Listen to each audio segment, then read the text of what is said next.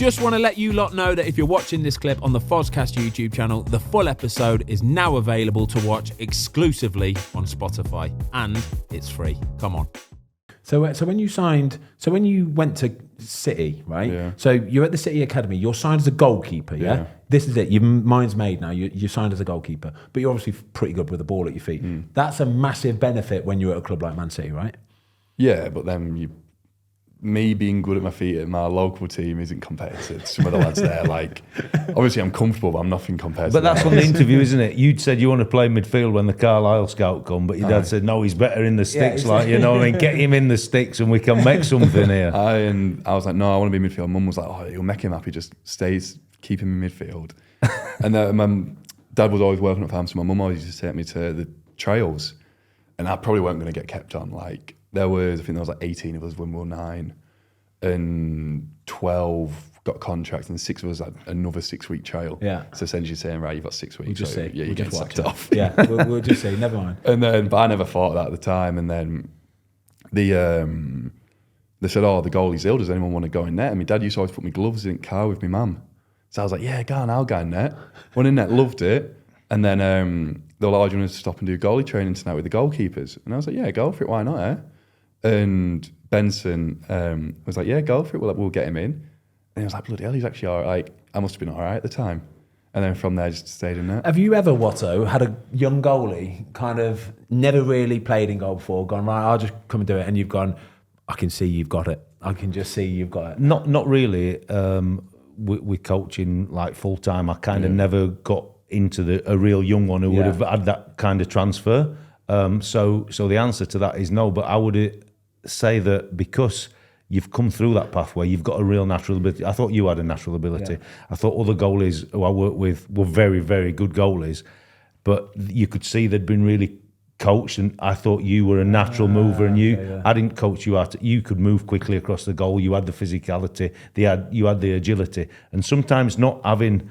You need building blocks to get to the top of the game for sure, but maybe coming in a little bit later and just having that natural ability makes you different. Is that you? Do you think?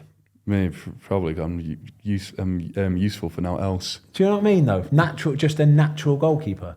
Maybe, I don't know. Maybe probably a natural sportsman. I'm very coordinated. I move well. I get the impression when I watch you that you're not really thinking of the noise.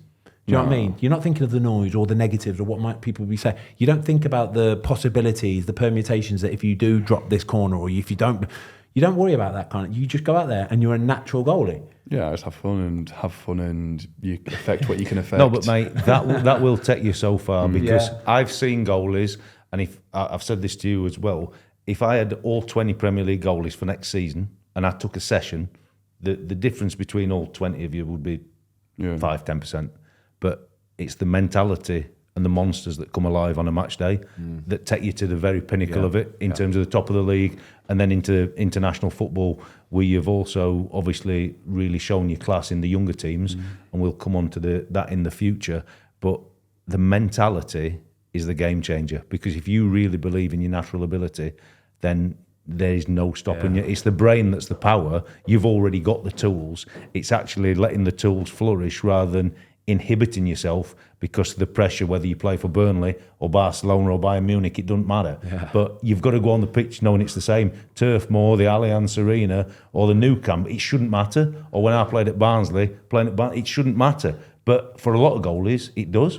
But the best ones, like we'll come on to your time at City, what we spoke about, like you went into like an unbelievable environment as a young kid, but you saw the goalies department change beyond all recognition, didn't you? So when you first started, who would have been the first team goalie at City when you went in at 12? Joe. Was it Harty? Yeah, I think so. And then if we talk about that at City, when you see him, so who were your benchmark? Who have you always looked up to as your career's built and thought, I want to take a little bit of this or I want to take a little bit of that? God, you're surrounded by them, aren't you? There's loads, to be fair, and it's not just very good goalies. There's like certain things that like random goalies do that I just really like. Yeah. So the one that I love is no one knows, he plays for Gretna now, Jim Atkinson. He played at Workington, and in the summer I'd always go and do a bit with him because they obviously came back well early. And he's one of the best with his feet I've ever seen in my life. Jim Atkinson. I'm going to look this guy up. Look This him guy up. sounds like a no, hero. he's insane. Like, no one really knows him, but he's insane with his feet. Wow. And like, yeah, he's unbelievable. And like stuff like him, like the way he strikes it, how he plays on the ball, like he's brilliant. It's like, Mate, you've just got him a move to the Premier League. He's No, Jimbo ain't getting a move. 5'8" or something. It's tiny. Oh, poor Jimbo. Jimbo's tiny. But it's amazing that at the level you're operating at, you can go and work with Jimbo and take something from his game. That's lovely, that. But that just shows it for everybody. There is something to take from everybody. Yeah. And that's good or bad, and take something and move forward. That's incredible. Yeah, and the Jim Atkinson, but there was other things like Joe Dixon when I was at Bolton, the stuff he did that I really liked. And like, just take little bits from everyone, because not everyone, like, just because of the level they're playing, don't mean they're crap at everything. Like, Joe knows he's crap at some things. They'll have something. But he's got some very, very good qualities. Some X factors. That I really like. So like, you take little bits from everything, and just because, like, who's the best? Like Courtois, Artlist and Donnarumma, they're the best. Don't mean like everything that they do you should copy. You just copy things that transpire to yourself. What other goalies would you have worked with at City then? So when you were working your way up through the ranks, what goalies did you get to train with on a day-to-day basis? The year I was with this first team was Edison, Zach Steffen and Carson. Scotty Carson, of course. Now, Carson must have brought something to the party for you, yeah? I like Carson's from my neck of for woods, sure. So yeah, I got along with him quite well. You'll be two peas in a pod, wouldn't you? Aye. So I know that the one thing Xavi does at Man City, so I don't know how much time you spent with him, because obviously he was first team coach and still is first team coach at the minute, but he has a unique way of setting you up in shot stopping actions. Yeah.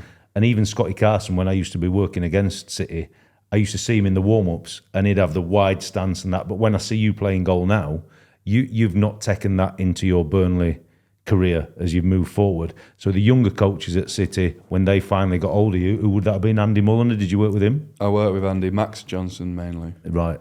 But then you have to get to a point where you work with Xavi and you've got to have the wide, low stance. So you've had to adapt into that stage of coaching, but you've not really taken that forward because it's a unique way of working. No, to be fair, on the angle, there's massive misconceptions at City. You have to be wide everywhere. You don't. You're just wide on the angle because mechanically it just makes more sense to be wider on an angle and then being narrow, because if you look at any goalie that's narrow on an angle, they always, when the ball gets kicked, jump wide. So like, why don't you start like that?